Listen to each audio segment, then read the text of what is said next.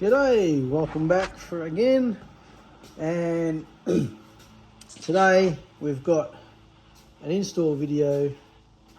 Going to be putting a front and rear dash cam in my daughter's Kia Rio. I think it's a 2022 model.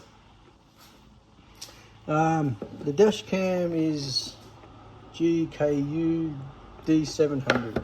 I got it off Amazon. It's supposed to be 4K camera on the front and 1080 on the rear.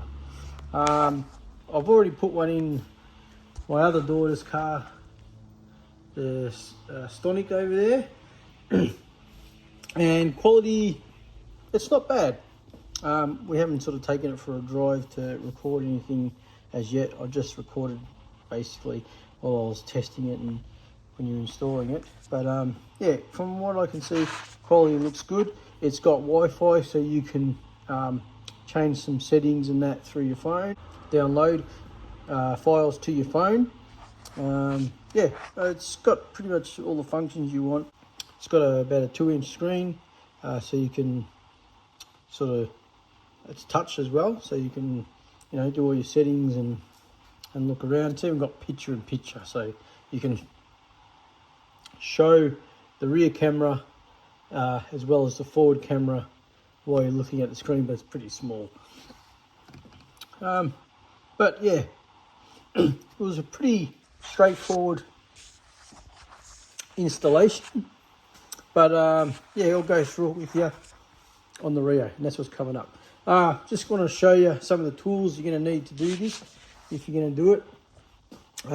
I've got a socket set here because I found you need to earth. I also bought this, it's called Range Tour. It's also from Amazon. There it is if you're interested. This is a hardwired kit, and when I was looking at the dash cams, this came up as purchased together, and I've been meaning to do it on my own for my own car. I've got the kit, never installed it. This hardwires it, so you're not using up a USB port or your 12-volt accessory port in the car to power the dash cam. And also, I'm not sure if these ones have an internal battery or not. So that hard wiring allows it to record when the car's switched off, like a G-Shock. If you get hit in the car park, somebody bumps into you, you'll have footage. It'll start recording.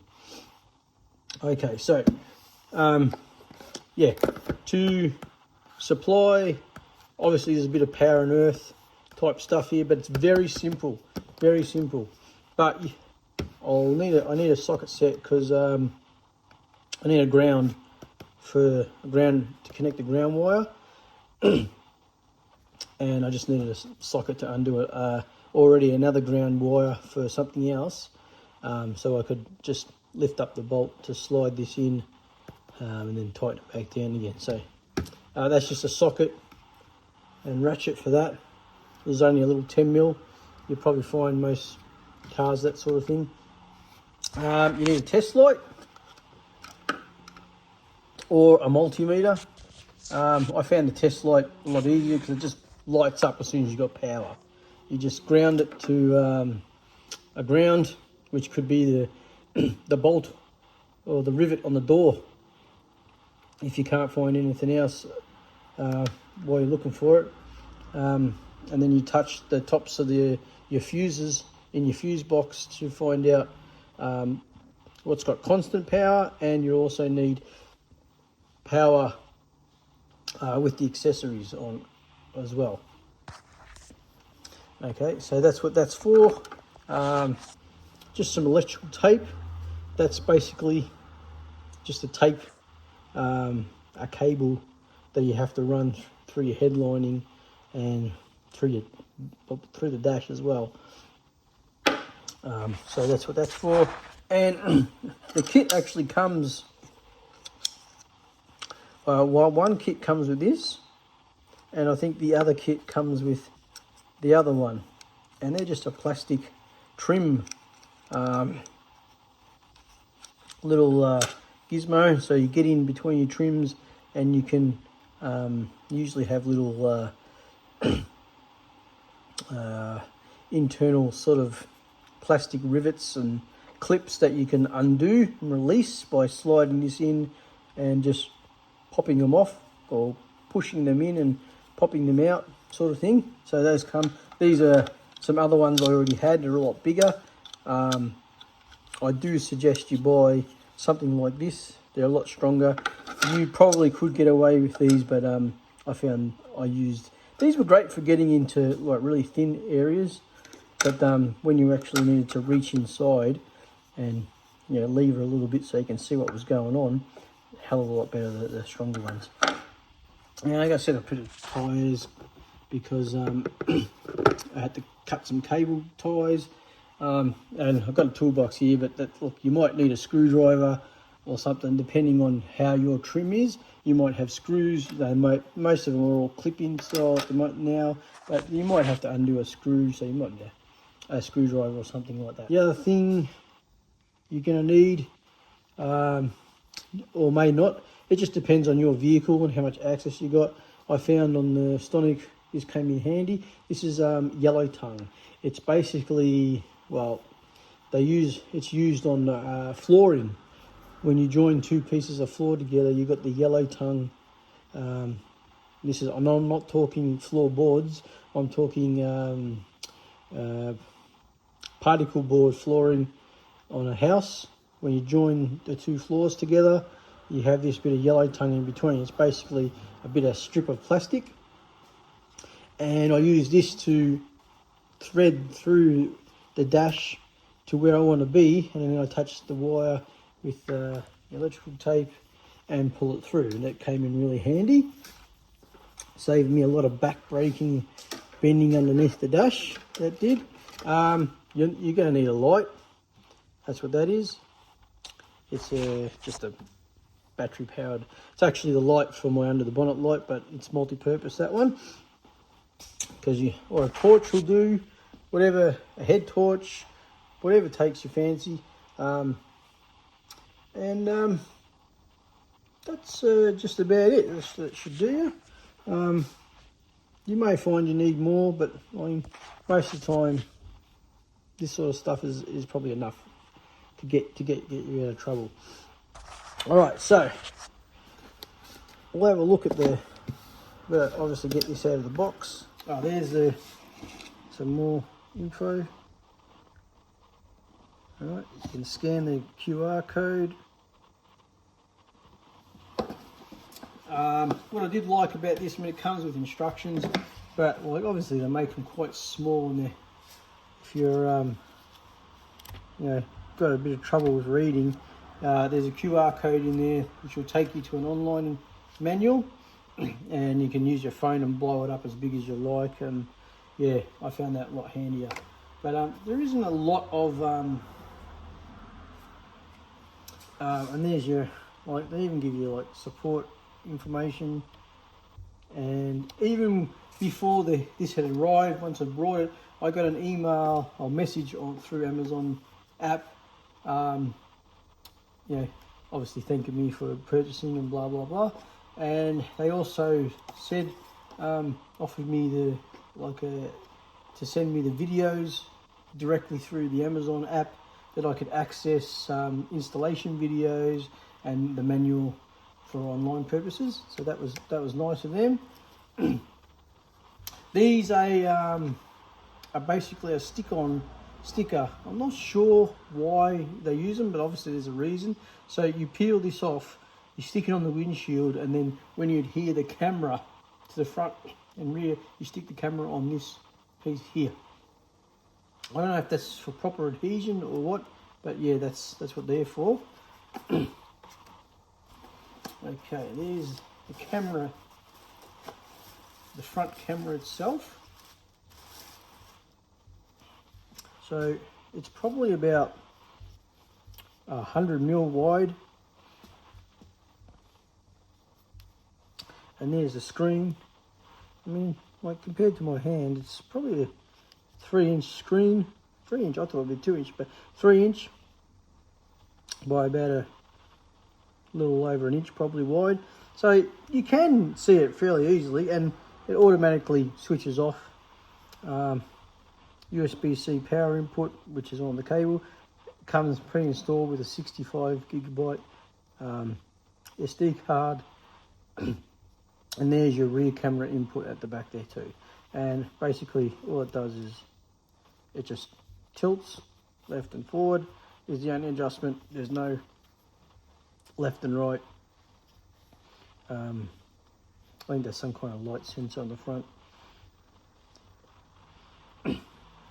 It will record sound if you have it turned on, and factory reset button there. So pretty basic on the thing. There's your on and off button and that sort of thing. Yeah, but you know, not really super compact. But if you want a screen, you can't have a super compact one. If you want to activate it, stuff, you know. Even though this does Wi-Fi to the phone, but some of the features on here are not on the phone app. Okay. The other side of it is you get, there's your 12 volt cigarette lighter power output to supply, but I won't be needing that because we've got the hardwired kit. Then you've got your rear camera and the cable for your rear cameras, because you have to run from the front of the car back down through the headlining to the rear of the car to because it has to be plugged into the front port of the camera, so you have to run on the cable, but that's not too difficult. You got various extra adhesives. If for some reason you put it in the wrong spot and want to move it, they actually give you 2 spare ones, one for the rear, one for the back, and you've already got 2 pre-installed on your I think they're actually 2 spare ones for the front, but you could cut them down and use it on the rear, because see how the rear's a lot smaller. But really, if you use one for the rear, if you cut that in half, because it's so small, you've got 2 spares for the rear. And you get your little tool. This one's actually a little bit bendier that comes there. I think the one in the auxiliary hardwired cable is better. Alright, so that's what's in the box there, but we don't really need that right now. We've got to focus on, well, you could run that through, but I found it easier because you've got to remove some paneling to get to the wiring anyway. So this is the instruction manual, again, QR code, and then I'll bring it up on your phone because it is very small to read. As you can see, it's not really difficult, and they explain it quite well. So they have these like fuse jumper extensions. So you plug this into an existing fuse slot, and then they have 2 fuses that can go in the top there. One is for the item that you're installing here, and the other one is for the original of what the fuse was. Now, if you've got a spare fuse slot, that's great. You can just plug this straight into the spare fuse slot. That works great for accessories, but for power on all the time, you're most likely going to have to use an existing one. So if you find this only this power supply uses a 7.5 amp fuse, as it says there. For the car's original fuse, if the car fuse does not match, please use our 7.5 amp. So if you can find an always on, which means if you've got the car switched off, no key in the ignition, and when you test your fuse box and you find a 7.5 amp that has continuous power while the car is switched off with your test light, then use that slot. Remove that fuse, and don't worry about, because these fuses here, they come with, you get a 7.5 amp and you get the 2 amp, and they're a different design to the fuse that you're going to remove from your fuse box. This plugs into the fuse box to replace the fuse that you've removed, and then you put the 7.5 amp in here and your 2 amp, and you're good to go. But if you've only got, the lowest you've got is a 10 amp, replace that 10 amp with this 7.5. It'll still work. The only reason a fuse will blow is if you've got excessive current draw. So it'll just mean that the fuse will blow a little bit sooner for the current draw. But I think you'll be fine. I had no problems on the Stonic. It's still all good. So just be aware, pick the fuse that's the lowest amperage down to 7.5 you can find. Okay, so that's that. I'm in the package. We'll remove this one because we're going to need it. All right, again, you get your, this one's not hollowed out like the other one, it's a little bit stronger. Okay, you get some tie straps for cable management.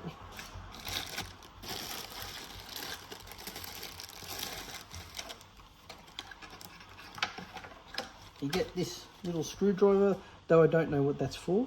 I never needed to use it. And you get a multiple of fuse adapters. That's for these fuse adapter. So they plug into here because they don't know what type of fuses you have. There are so many different size fuses now. So they give you all these different ones to cater for all the different types of fuses where you might be trying to source your power from. So they've got the fuses that go into here, as well as the different fuse blades needed to adapt to the current size fuse you're trying to, for the car you're trying to install it on. So they really cover your bases with that sort of thing. Give you some adhesive cable management. I did use one of these on the Stonic for the rear camera because it's a hatch. Yeah, I needed to hold a wire in position because I needed the wire to extend out, so when the door opened I had enough cable so it wouldn't be pulling on it.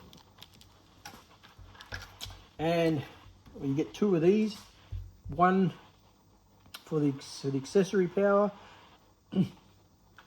So when the car's switched on, it'll run off this, but when the car's switched off and locked, it runs off the other one, which is connected to the battery all the time. Why it doesn't just use the other one, I don't know. But obviously something to do with the electronics. And you've got the unit itself. It's a very small, and even comes with, you know, some information for your wiring, voltage, all that sort of thing. And there are only 3 wires, okay? And these 3 wires, 2 of them plug into there, okay? So that is your constant battery supply, the yellow one, and they say the red one, even though it's pink, is your accessories power supply. Okay, and the only one that you have to find, that's your earth, and basically there'll be an earth somewhere under that you can attach that to. Cut it off, extend it if you needed to. All right, and the other end of the plug is USB, USB 3. That plugs directly into your camera to power it. Okay, so that pretty much covers that. Now let's get into the car. Most modern cars have an internal fuse box. Pretty much even older cars do. So it's just a matter of finding that on the Kia. It's just down here. And if you look in there, there's the fuse box. And if the manufacturer is half decent, you'll even have a plan of what all these fuses do. I have a spare fuse right there, and this is the layout as you were looking at the fuse box. So you just basically, I look for this bit here, and it's right smack in the line underneath there, and it's a 20 amp fuse in there at the moment. So that's a spare, it's not being used, so I can remove that 20 amp and I'll use that. That spare is on accessory because I've already tested on the Stonic, so I know it's going to miss, but I'll show you when I test it. And the other one I used, see, it hasn't, this one has another spare up here.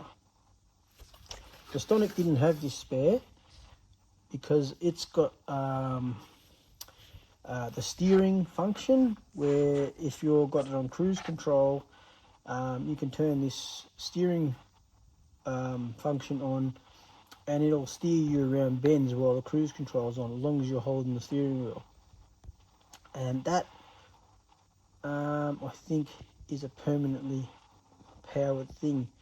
I'm not sure, but we'll have to check that. Has it got any other spares?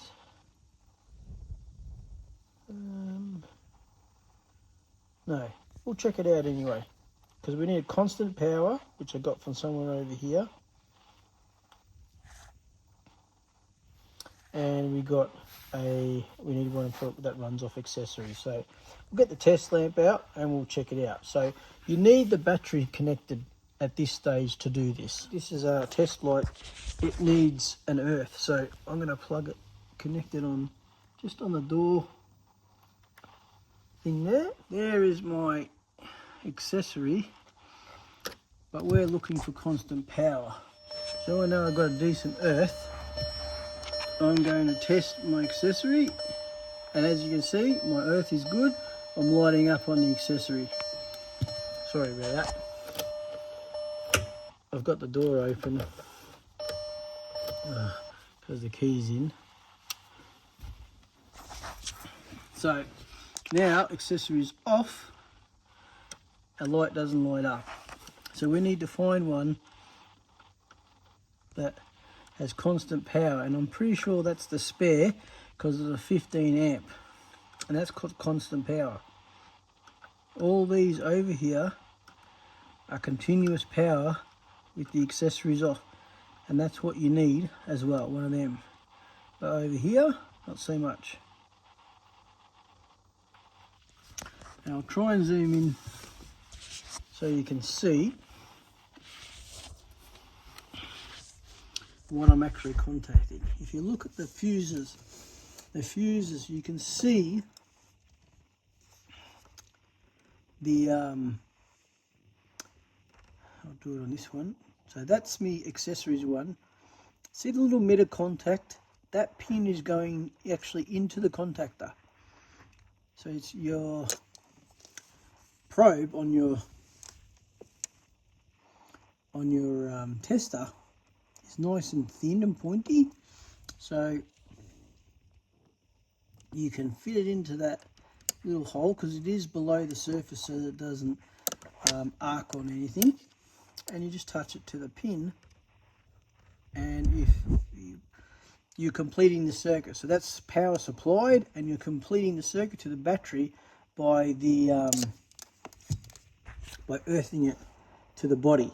Most cars, apart from early Volkswagens and probably a few other cars, that they're grounded to the body or the chassis of the car. So if you earth to anywhere on the car, you will, and have a power supply, you'll complete the circuit back to the battery, and whatever you've got will test light should light up. Some cars, I'm not sure if they still do this today, some cars had the other way around. The positive of the side of the battery was connected to the car chassis, and power was completed the circuit on your fuses would be done through the earth side of the battery. Either way, if you did the same thing, it would still work the same. But yeah, but most cars are earth to the chassis and supply power from the battery terminal. Okay, so now I'll just check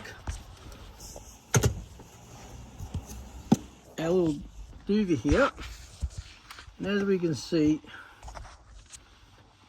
the other spare, which is here, is 4 fuses down from the second row from the right, and it's a 15 amp. So that would put me, so you can see there,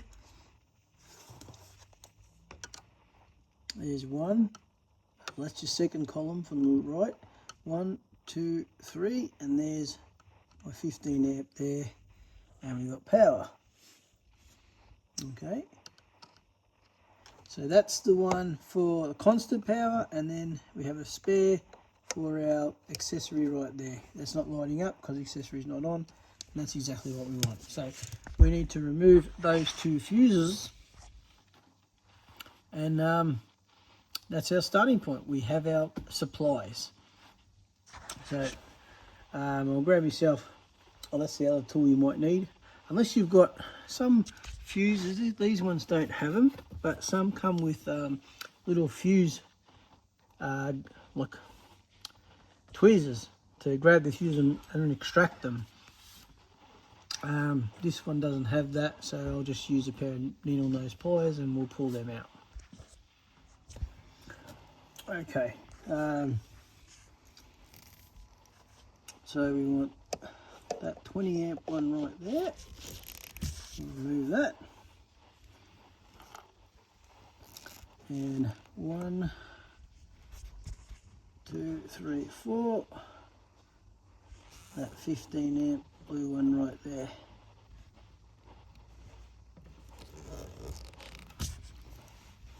Okay, and that's basically it. Now if you're worried about sparking while you're working behind there, disconnect the earth to your battery now, but we're not working with any live wires until we actually plug into that, and I've well and truly connected everything before I've done that, so I don't see it as an issue. If you were wiring individual power to wires you were cutting and stuff like that, there's a potential for that wire to touch something metal. You would definitely start blowing fuses, possibly doing stuff that way. But these are all plug-in. You don't actually have any live. All the live supply is from here. This one is not live until you turn the accessory in. The only one you really got to be careful with is that particular one there, because that is constant live in there. And so you just wait till you plug it in to the cable. You plug it into here first, connect your earth, which is no big deal, because once you earth it, there's no power coming from there, and then plug that into the corresponding adapter, and that's not live until you actually plug it into there. So yeah, it's pretty safe. But if you're worried, disconnect your earth on your battery terminal, wrap a rag around it, and then put it somewhere where it can't contact the battery terminal again, because it'll want to bend back to where it is, depending how much room you've got to move it away from it. You won't have any trouble. Right, so now we need to remove some trim. So on this particular car, and probably most modern cars, they have a trim piece here, so you can access the dash through here, and that gives us access to thread our yellow tongue through to down here to connect our cable that needs to go from here all the way up this pillar and then along the roof lining to somewhere in the middle of this windscreen there. So that's the next job. We've got to remove this trim piece and this trim piece, and to access that we remove this door rubber as well. So I'll get into that. I'll set you up. It's going to be hard because access is not easy, but I'll try my best to give you a view. Back soon. So to remove the trim, this rubber just pulls off, and that gives you access to here. So as you can see, that's just clipped off straight away. But there's also another piece in here that slots on. You sort of got to lift it up and out, but there's also a connection here to this piece inside there that you need to sort of get something in under there and lever that out with. See if we can access that. It's not. Okay, now I've lifted that off. The accelerator gets in the way too. And now we're off. So you see the little clips that they clip into. That's off. Once you're clear of that, we can remove that. And we'll just place that in the back seat for now, out of the way. Okay, so now hopefully you can see this. This is the same as on the Stonic. There's an earth already there, so that will become our. We'll just loosen that bolt enough to slide our new earth for the camera in behind that. But we also have another trim to remove on the outside here. That'll have to remove so we can feed the cable through, because I'll feed the cable through before I connect anything to anything. Just makes it a bit easier, but that gives you already a lot better access, because we're going to have to run cables from here into there, and I tend to stored the box, all the cabling I sort of folded it up on itself, cable tied it to the box, and then cable tied the whole box to this lot of wiring just up here in the nook. Bit of an empty space there, and the wires ran from here just up and come over to here into the fuse box. So it was all hidden from sight and out of the way. Alright, so we've got one more piece of trim to remove. This one is a little more fiddlier, because you need to find where the clips are. So get where your thin one comes in handy. And then you slide the thicker one in, and that one will tend to pull your clips up. Try and be gentle. You sort of just lever it away gently, don't try and force it too much, and they will pop off. And that one come off. We'll store that at the back. So now we have access from here to the dash, and if you look down, you can see daylight underneath the dash, so makes it a lot easier to get the cable through. Now we also need to remove more trim, more door rubber. We need to also come up here. So I don't want to remove this I just want to pull the clips out enough that I can get my cable in and underneath. There's a little like support here. I want to get the cable in and underneath, because we're going to thread our yellow tongue down there, because we need to, you can't just put it in through here. I don't want the cables running out through here to go up there. I want it purely coming straight from internally from the dash, because I don't want anything pinched. So now we need to not remove. I mean, it'd be a lot easier if we could remove it, but I think it's a lot more work to actually remove that. So what I found with the Stonic, and it's the same on the Rio, there is a clip here, but when you pop that clip out, it's got some sort of tether holding it on there. It gives you room to access that, but it won't let you remove it completely. And I tell you, I don't need to remove it completely. And it's around this area here, and if you just sort of get your tool in there, you can hear it popping out, and that's giving me, popped one out over here and popped one out there. Okay, I'm not sure how much you're going to be able to see, but basically I'm just trying to thread this down until it comes out the floor.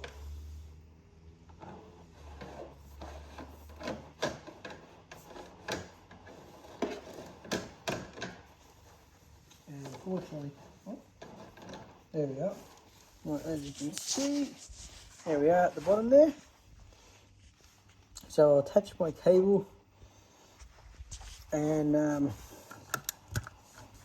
to this end of the, because that's going up, and we'll bring that out there.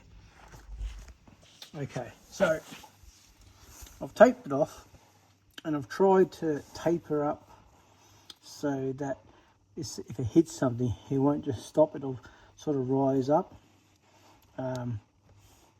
You can only do your best to try and make it easy to pull through. We'll see what happens. Sort your cable out so it's nice and free, and just pull slowly. Hopefully we won't have any snags, and there we are. Now, okay, once you're out, we can remove the tape, because the rest of it is actually we sort of got to thread it to the other side, because we want it on the other side of this clip where they've ran their wire. That way it won't interfere with anything. Okay. Right, so now we've got this little section here that we have to feed the wire on the other side of. So just sort of slide it down there, and we're around there. Now we can pull some through. Now there's a metal bracket here that's bolted to the A-pillar, I suppose you'd call it. And we need to thread it underneath that. Another good thing these are used for is pushing wire. So you run your cable on either side of that, so that way you can push it out. And that works quite well too when you're trying to move it. I've got it. Just have to get it. It's caught on something. The other side. If I can get that in my fingers, hopefully I can pull it through. Up.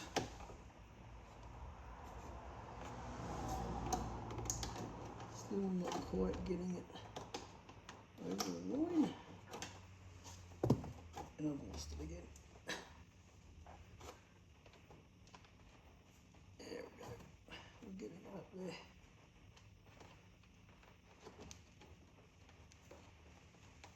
Okay, now I've got it. Alright.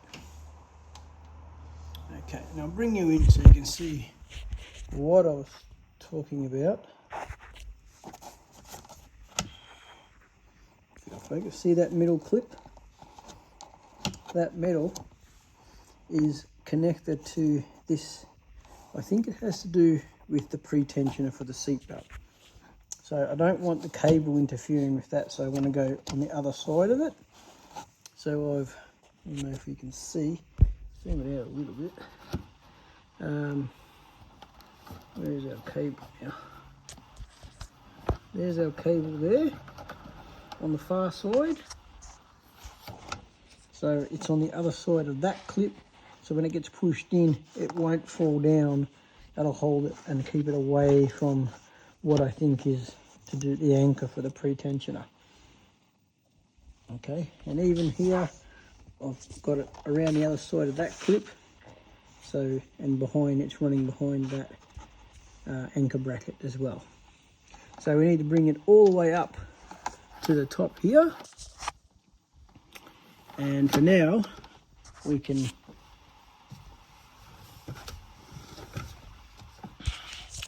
just pull some more cable through, because we need enough cable to make it to where we're going to mount the camera. So instructions say the ideal mounting point is just here behind the revision mirror, so you're not blocking any access and you're as close to the center of the windscreen as you can get. Some cars will have difficulty doing that. A lot of them put these emergency braking sensors.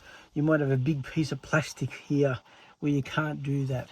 You may be tempted to mount it to the plastic. I wouldn't recommend doing that because, one, you'll probably get very close to your revision mirror here. And that plastic will be round and you might not get a very good adhesive to it and it might fall off. So you're better off on the windshield. Even if it's just to the side of it. They are a fisheye camera, so I mean, ideally, if you had that, say that black, I don't know what that's, some kind of windscreen reinforcing, I don't know what that's meant for, but usually the plastic sort of follows that sort of size, and you will have to go one side or another. Don't put it on the driver's side, it'll block your vision. Put it on the passenger side over here, because your revision mirror is already blocking your view of that side of the mirror anyway, so you're at no you're no worse off, if you know what I mean. Okay, so, and you'll still get the driver's side view. It comes out past, like, you'll see probably about, that'll be the view you'll see. You'll see it out that way. So you still see oncoming cars, and majority of the time it's what's directly in front of you that's going to affect you. But yeah, it does fisheye out to there, even if it's mounted over to there. It's got a very, very good wide view. All right, so now we need a little bit more through there. We can always pull some back down. So I'm going to try and set you up through the door so you can see what I'm doing here. But basically all I'm going to do is run this up here, and then I'm going to, your roof lining is very easy. It's not hard.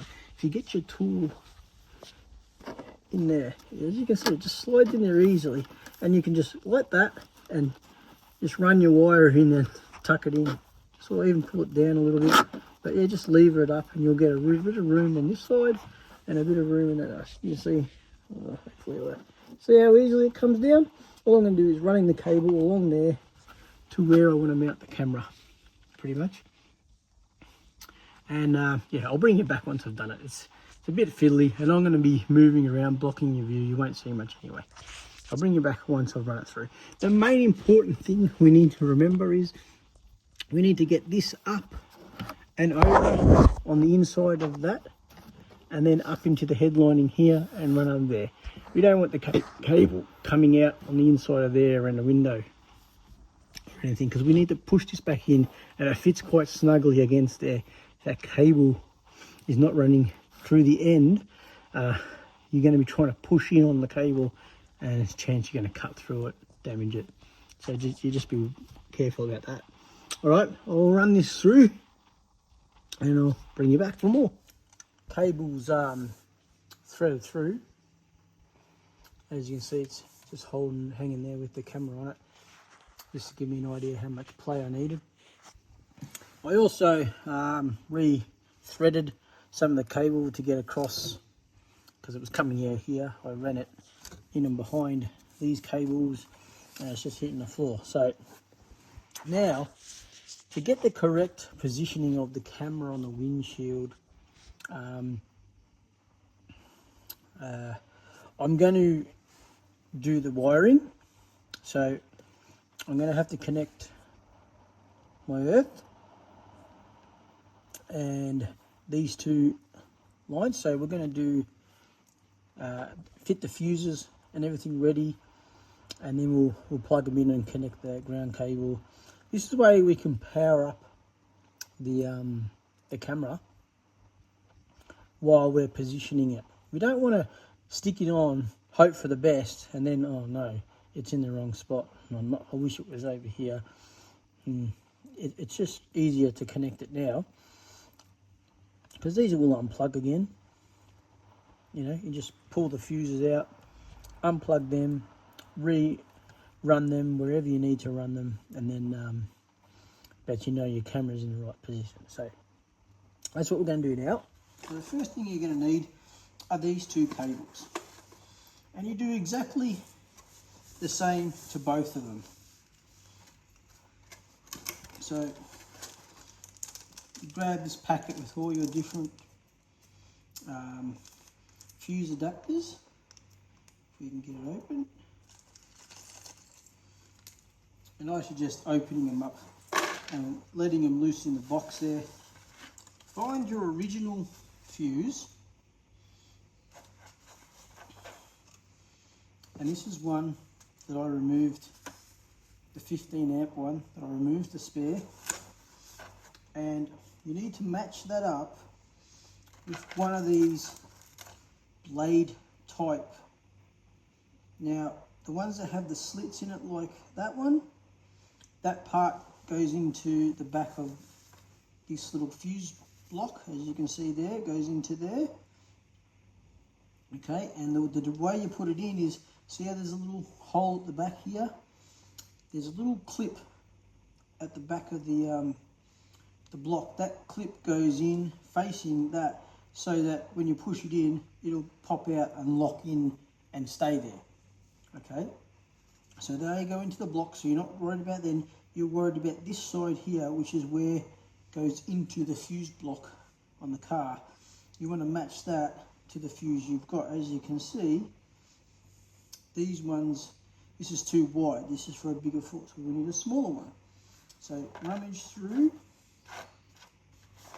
your set here, and I think this is the one, again, that goes into the adapter block, but we match on the fuse box. So this is the one I want. So now, with the clip facing out, push it in and just give it a little bit of a push in with the pliers to make sure it's all the way home.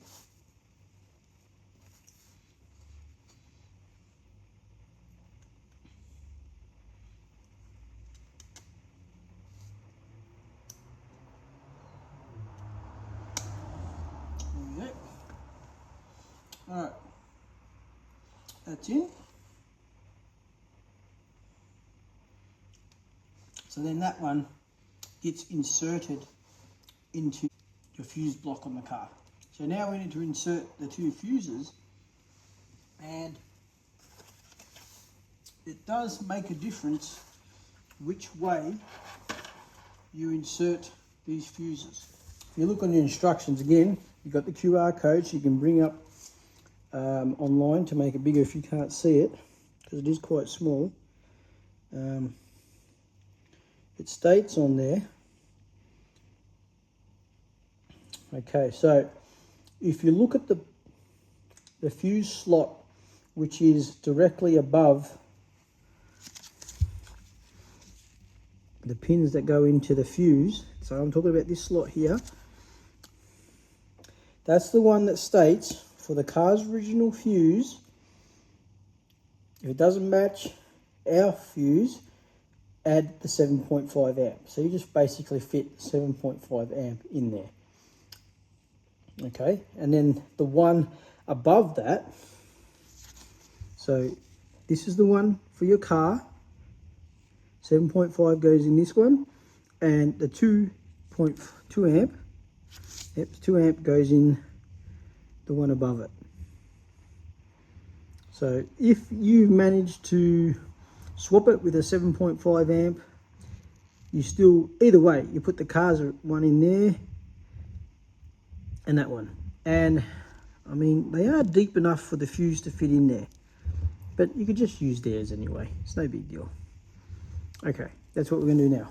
1.5 in the one closest to the one that got pin going into the car.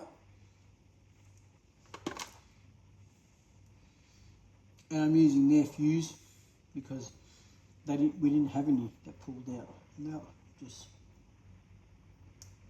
set it in between two pins in there.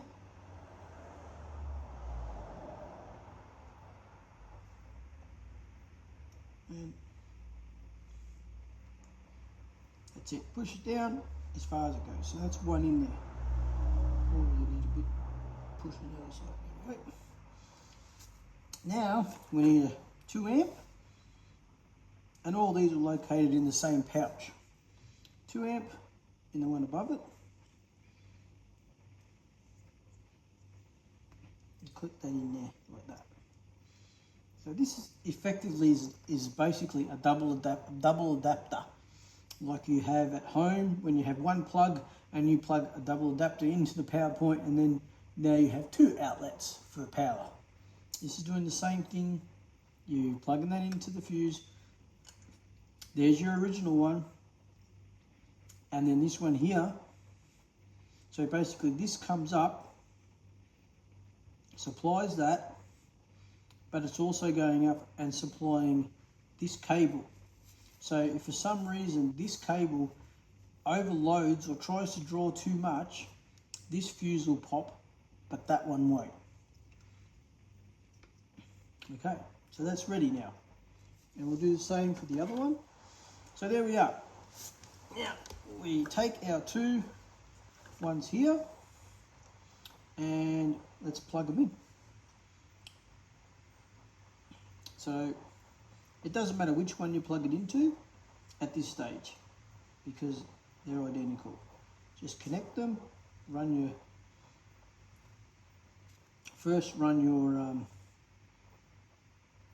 bit of insulated rubber, run it up there, and then run the other one over both of them, and that will seal it. So if it touches something, it's not going to arc and spark, because that one is continuous live wire, and this one will be live when your accessories are on. So you don't want that touching anything metal underneath there, or it could spark. So plug them in.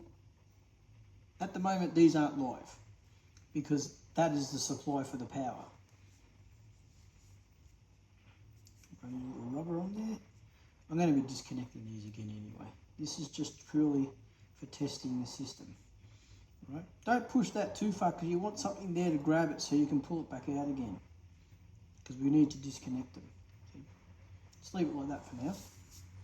Okay, now before we even think of plugging these in, we're going to connect the ground wire. It's going to go underneath that bolt, and I'll show you once I've connected it, because I'm going to need 2 hands. It's a bit hard holding the phone trying to get that on there. I'll be back in a minute. Okay, so there it is. Our ground's connected, or our earth to the earth. Well, that's an earth bolt because that yellow has a wire connected to it, which is also was using it as an earth. I think that's the whole point of that bolt, because there's nothing else attached to it. Okay, so now we are ready to install our, well, temporarily install our power supplies. So we want the red one first, because that one is the accessory and that doesn't have continuous power. So I'm just going to bring it in from the back for now, as that one's going to plug into there.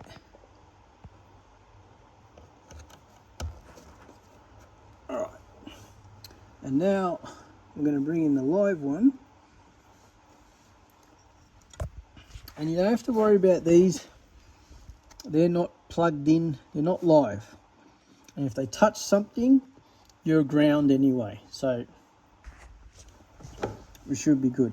So really, I want to bring this from the back, if we can get it from the back here, over there. Right, and this one will plug in to that ground wire right there. Sorry, the supply wire there. So that's our constant, and you just heard the camera power up, and that's our accessory. Now later on I will reroute this looped and back through here. This one should be okay. So now we want to set up where the camera position is. Here's the camera.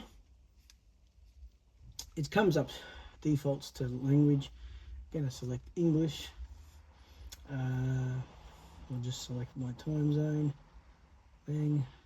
Kilometers per hour, that's what we deal with here. Now it's got a cover on the,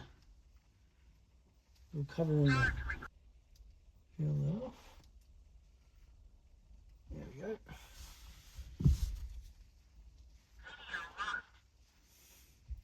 Now it's locked that because it's censored shock, me moving it around. Right, so you can view through here, but to tell you the truth, it's a lot easier to set it up on your phone and position it, because one, the revision mirror is going to be blocking my view, so it's going to be hard to see the screen, and you actually see more on your phone than you do on this smaller screen. For some reason it shows actually even more view. So I'm going to do the Wi-Fi setup on it to connect it to my phone. You will need the manual. The manual has the initial code which I want to enter it. I'll just go into the setup. Right, there's your Wi-Fi. The Wi-Fi is on or off. Go into settings. We'll do all that later. I just want to get the Wi-Fi going for now. So here it is, Wi-Fi frequency band. You can go 5G or 2.4G. This is emitting the Wi-Fi. It's not receiving Wi-Fi, it's emitting Wi-Fi. So basically you have to log in to this connect to this Wi-Fi's network, I suppose, and then first you have to download their app. QR code for all that, very easy to find. It's all in the instruction manual. And then the phone basically through the app connects to it once you're on this network. So you have to be on its network before the phone app can communicate to it to show you what it's viewing or to access any of these features that are available through the app. So I'm going to do that now. Okay, so we're in the manual, and I think it's on page 11, and there's the QR code. So scan that QR code, you can see ISO, Android, and that'll take you basically to download the app needed for the connection to the dash cam. And there's the icon when it comes up. All right, so I'll get onto that now. So we're going to put the video camera pretty much about here.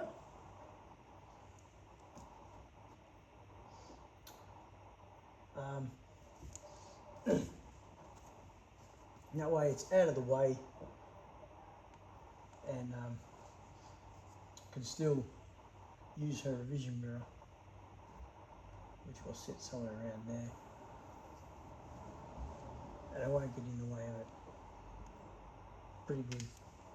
You get this an electrostatic sticker, and they want you to put this sticker on the windshield and then place the adhesive for the camera on top of that. So first I want you to give it a bit of a clean and a wipe.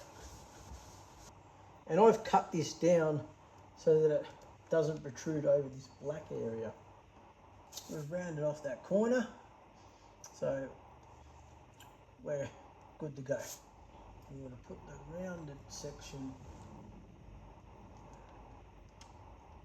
up. And these things come in handy for removing all the air bubbles.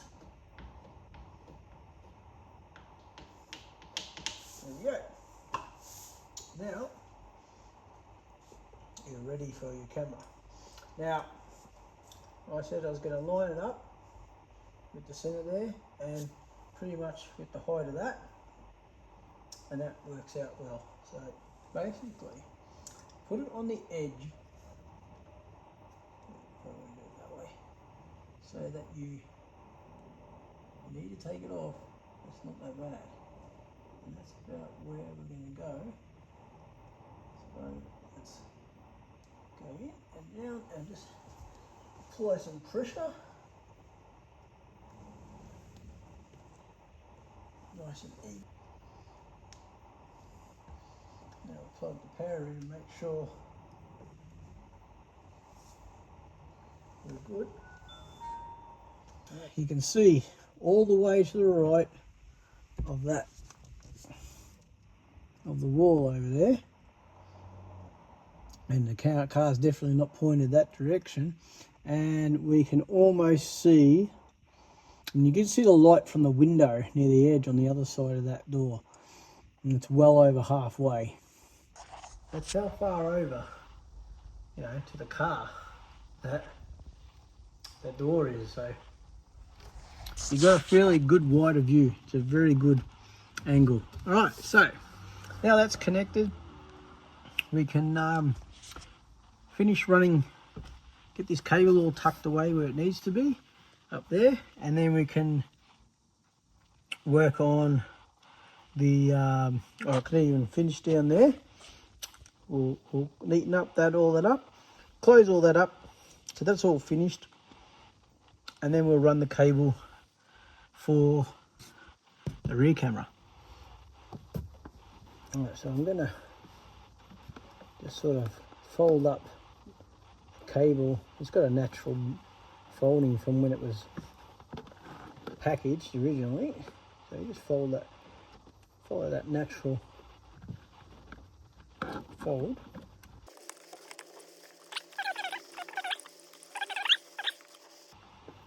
Okay, make sure I've got enough length to get where I'm going to put it, which is just here. Yeah, that looks good. So I'll run some cable ties just around the cables, just to hold them all together.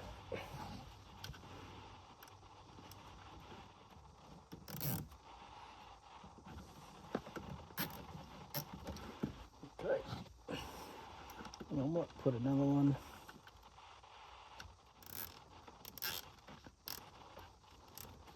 Okay, so now basically we'll just try and fit it where we're going to put it. I'll cut those extra lengths off, make it a little easier.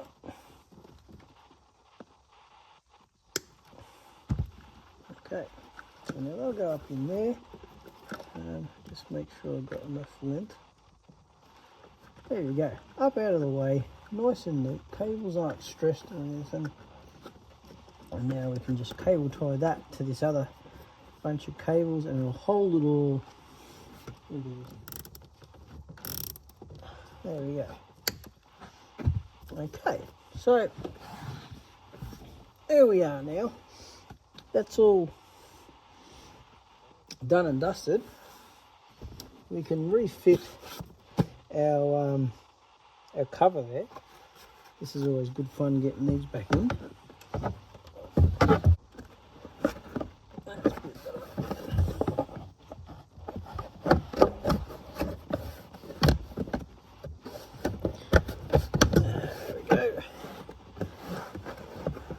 Got to be patient, and if it's not going somewhere, there's a reason why it's not going. It's because something's getting caught on it or it's hung up on something.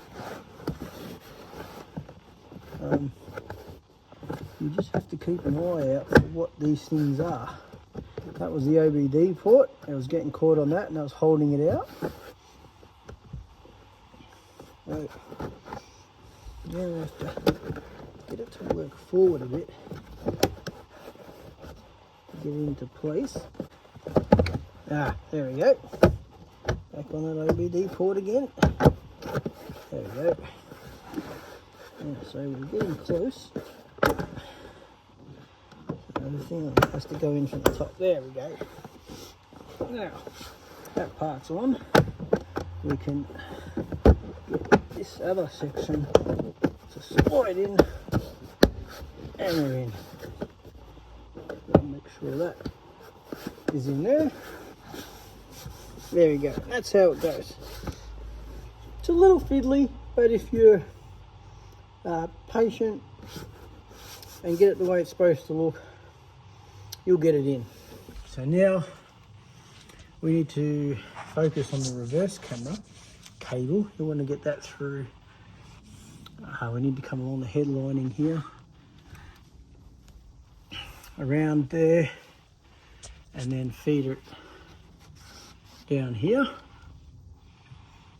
through the back and through the back pillar around the headlining to the rear of the boot. To expose the headlining here, we have to remove the rubber from there on the gutter here. Just watch, it's got some black goo on there. This is not quite as flexible as the Stonic was, so it's going to be a little bit more difficult, I think, to get that cable through there, but see what we can do. Unravel the cable for the rear camera, because it's all, it's all tangled up, so get it all straightened out. It's got a short connection point between your camera and the cable that runs to the head unit, so it's just disconnect it. Put the camera away for a while and just sort of straighten out your cable, get as much as that kinking out, just make it easy to thread through.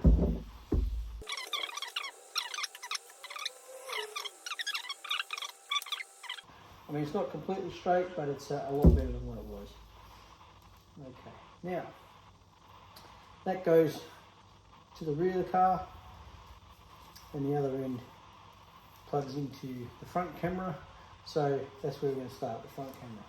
You want to plug it in so it's pointed to the back, because you don't want to block the access to the SD card, though you can unplug it. You shouldn't really have a need to unplug the SD card, because you can download directly to your phone, but just for ease I will plug it into the... I really didn't think too much about this, but anyway, we run that in there, get our tool to just plug you into there, like that. Okay, and now we will start putting this one in there too.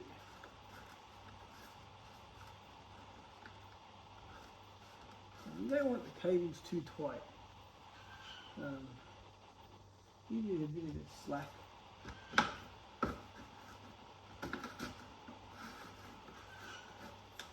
You run your tool across and the cable will just fall in because you're opening a cavity for it.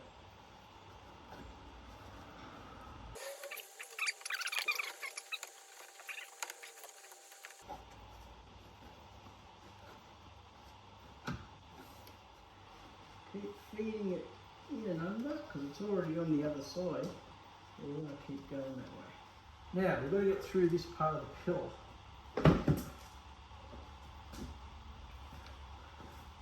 So we'll open the back door. Remove the rubber.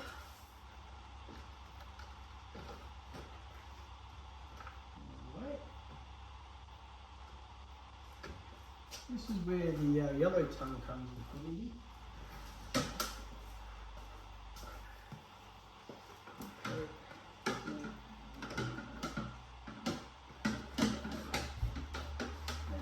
We're in.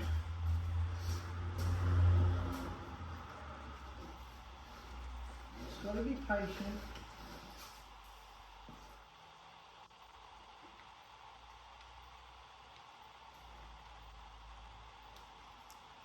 Really taper over it rather than just run into it.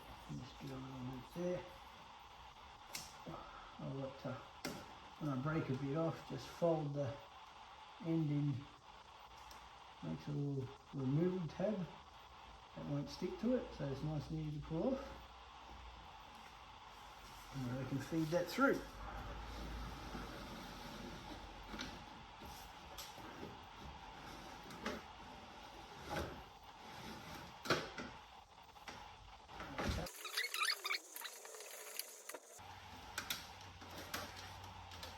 We're going to run through this rear pillar here and come out inside the boot.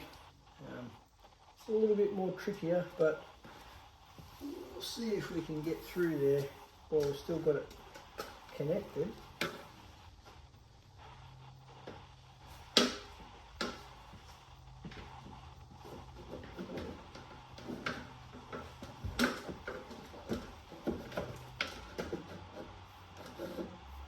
That's it, I got lucky. So, just feed it out here. There's our cable. Pull the excess through. I've got ample cable here. I don't need to pull it tight. So you want it loose so there's no real tension on it. So that's all the threading we need to do now. Now we just sort of need to feed the excess cable back into the roof line. Around there. Alright, and we've got to do some picture. Try to get it central to the window as we can, going off these sort of bolts and whatnot. So that's all mounted. Now, see what I was saying before, we need to manage this cable as it comes down. So we put some adhesive little cable tie things there. So at the moment I'm just feeding some of this excess cable because there's quite a bit there. So I'll just keep feeding that in.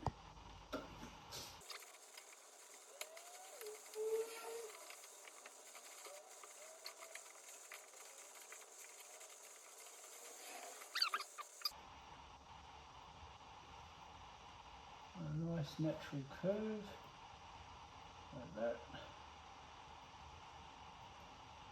Put some pressure.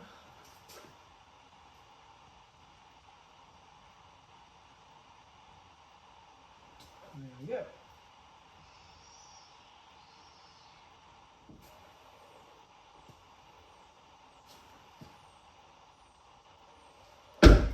Shuts nicely on there.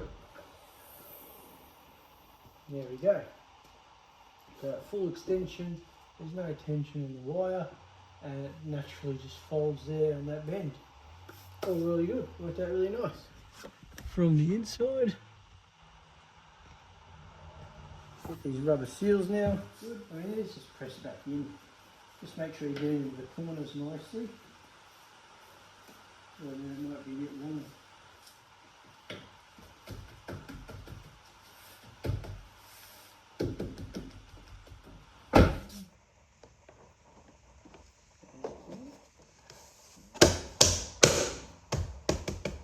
Snaps in.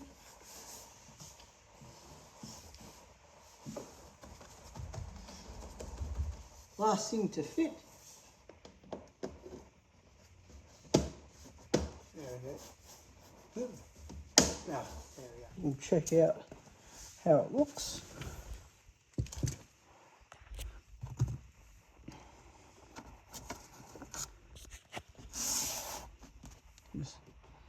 I mean, you could actually wrap a couple of cable ties to them to keep them together, but I don't think you're really going to notice it too much, to tell you the truth.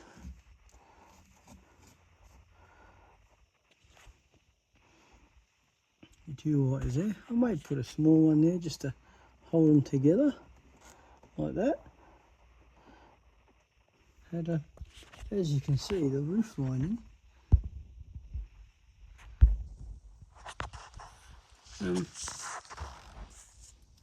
all inside there. Nothing out of place. Everything's clipped back into where it's supposed to be.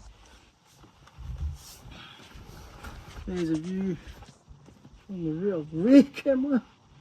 Barely noticeable back there. There's the picture-in-picture mode. Okay. Yeah, it looks like another door because it's a rear roller door. So, or we can go touch it again and we'll be in, that's the actual reverse, no, that's the front. That's the rear view. Or is it the front view? It's hard to tell. No, that's the front view, I think.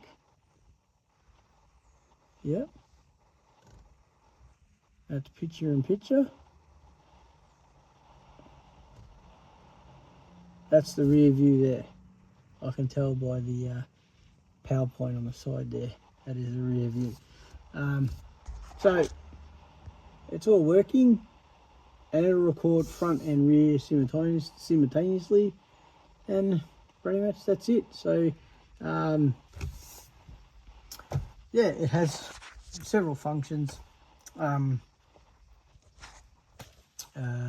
can go through the menu and sort them all out if you buy one.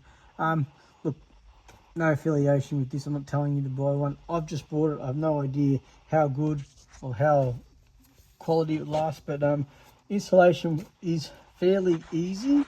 The major issue is running your cable, and that's got to do with how your car's designed. This was a Kia Rio. I've done it on the Stonic. It was pretty much identical on the Stonic. Yeah, it's just a matter of finding somewhere to plug them in. If you don't buy the hardwired kit, you'll be plugging it into a cigarette lighter. Most cars have a cable there, but then you've got to try and run that cable, unless you want it running through your windscreen, you've got to try and run it down the side of your console, under your carpet, or through your back of your dash, come up through your pillar and back over here and to plug it in. So, and you've lost that 12 volt plug, but you can pull it out and plug something out if you need to. But yeah, it's this way it's permanent. It's no wires and that hanging around. It's a lot neater to install. I mean, I've had it done like that in my car from this 12 volt thing for many years, and look, the amount of times you use that front thing. But again, it's if you do it the hardwired, I prefer the hardwired way. A hell of a lot easier, looks neater, and you don't have to worry about plugs and stuff. It's just, it's done. So I'll just neaten up that. I'll do it off camera. It's only a cable tie, just to keep them together. Thanks for coming this far with me. I hope you've enjoyed it. Oh look, if you have any questions, leave a comment. I'm quite happy to answer them. Yeah, if you like it, consider subscribing, give me a thumbs up, whichever. Yeah, if you don't like something I do, I'm doing, leave a comment and I'll try not to do it. Something you want me to do, leave a comment and I'll try and incorporate it into my new videos. Thanks for watching, and have a go and fix something. See you later.